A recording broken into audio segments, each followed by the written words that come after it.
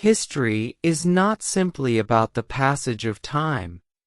Of course, it is what people do and the changes that occur in society as a result of people's actions over time. The history of English can therefore be seen as a record of the changes that have occurred in the populations of those who speak the language. When two languages come into contact, what actually happens is that two communities who speak different languages engage with each other, and the nature of that engagement will determine how the languages influence one another. In other words, it is important when we study English not to forget that what we are actually studying is the language as it is and was used by real people.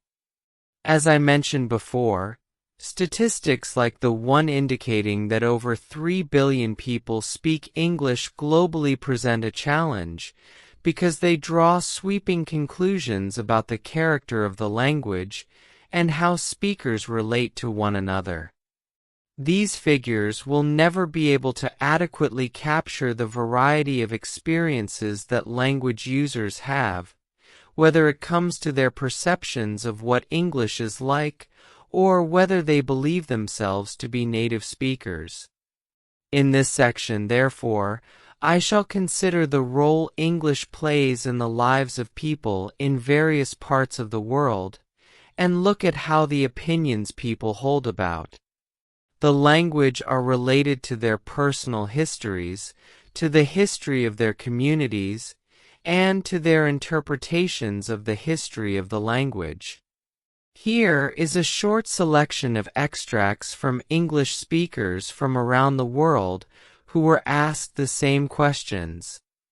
The first extract is from a woman who was born and brought up in Birmingham in the UK. She reflects here on her time since university and the influences on her use and perception of language during this period of her life. I went to university in Swansea and for the first time was first made aware of my English and apparently posh accent. My first job after leaving was in the northeast of England, and here I was perceived again for the first time as a Southerner. In neither place was anyone able to place my place of birth from my accent. I think what I noticed most was that people made assumptions about my socio-economic background purely on the basis of my accent or perceived lack of local accent, and saw me as middle class, which was not how I saw myself. Since then, I have taught in various primary schools, mainly in Birmingham, where I am aware of my responsibilities of being a language role model, particularly where pupils are new or relatively new to English. Though I am back on home ground, in fact teaching at the school I first attended, people still can't tell where I come from. The second excerpt is from a man who was born and brought up in Iran, but now lives in Ontario, Canada. His native language is Farsi, and between his childhood in Tehran and his current life in Canada, he also spent some time living in the UK. I was educated in a mixed Farsi and English language school until grade 8. My father was keen to send me to England for my education. In those days, a lack of university places and the annual university entrance competition were a major concern for parents. In 1978, just before the Iranian Revolution, I started my education at a college in Bedford, England. My minimal English and studying this subject further helped me to get through my coursework. Every year after finishing my O-levels and A-levels, I went to Liverpool University.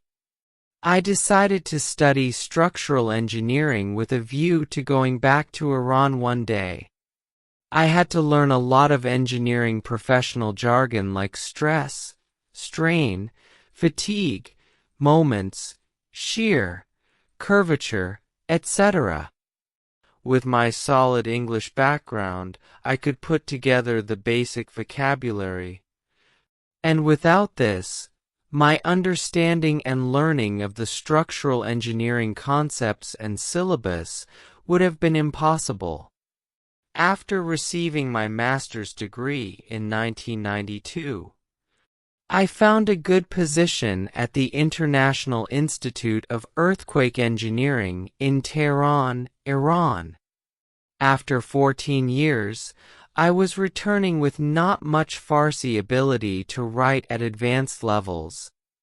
It took me almost 1 year to read and learn the engineering terms in Farsi, but I found out in some cases that the technical words were taken from the engineering literacy in English.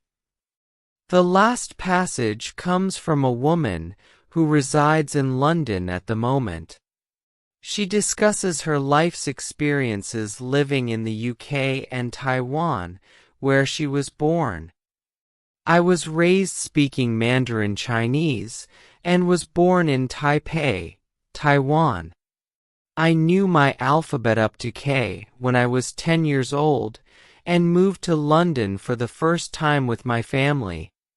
My limited knowledge of English consisted of the words apple and hat, which I mispronounced as apple and H because of Taiwan's greater American influence. After I graduated from my fine art degree, I went to Taiwan to get reacquainted with Chinese culture. While I was there, I worked at an art gallery, an English language school, and a bilingual newspaper. Most of my Western friends were American. I was shocked to be labeled British. In order to work at the language school in Taiwan, I had to adapt my accent moderately so that kids didn't fail their KK, the phonetic system used there. My accent was all mixed up. I remember being mistaken for being an Australian when I spoke to a British guy. I hated listening to the local American station and clung to BBC World Service for my sanity. I married an American and then moved back to the UK. I found work in East London at a university library. For the first time in my life, I became fascinated by the different accents I was coming across. Some of my colleagues are of proud East and working-class origin. Some are from Essex, some are from the Midlands, the North, from Scotland, from Italy, Bulgaria, Kenya. Here we are in multicultural Britain, not to mention the new slangs used by colleagues who are a decade or so younger than me, or the foreign students we encounter from all over the world. What is noticeable from these stories is that everyone has a slightly different experience of the language, and that their attitudes towards it depend on the specific context in which they are using it. Often as people pass through different stages in their lives, and especially as they move from one place to another, these attitudes will alter, and their own language practices will adapt to their new environment. For all the interviewees, however, English is not only important as a means of communication, but as part of the way they see themselves and how they are perceived by others. So, as we can see, the attitudes people have towards the language are a part of their own personal history. But this personal history is always a part of the wider history of the community in which they live. It is often the case that not only is the language of importance to the individual's sense of identity, but that it also plays a part in the cultural identity of a group or nation. It is within this context that the history of English, and especially the reasons behind its global spread, can be of great significance for the attitudes people have towards the language. The development of the language is influenced by social forces. Decisions about the language made by institutions such as national governments and education systems have an impact on the form of the language and on the way it is perceived and used. In contexts such as these, English cannot simply be considered a neutral medium of communication. Instead, it is a politically charged social practice embedded in the histories of the people who use it. Conclusion. This chapter has demonstrated the diversity of the English language, which it has always been. Since it first came to the British Isles from Northern Europe centuries ago, it has undergone significant change, to the point where the language spoken then is nearly unintelligible to us today. The language has continued to evolve as it has left Britain, changing in various ways depending on the situation. It has diversified to such an extent that some scholars suggest that it is no longer accurate to talk of a single English, that instead there are many different English languages around the world. Today, at the same time, however, English exists in the world today as a means of international communication, as a way for people from different social groups to communicate with each other. And to fulfill this function, it would seem that variation in the language needs to be curtailed to a certain extent. That is to say, language will cease to be mutually understandable among various social groups if it becomes overly diverse.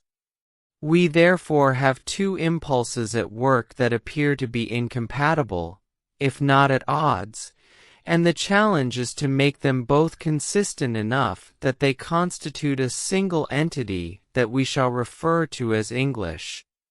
As a language with a global scope that is involved in the history and contemporary existence of societies all over the world, English currently holds an unprecedented position in the world. For this reason, this is one of the main issues in English language studies today, and it is also a very modern issue.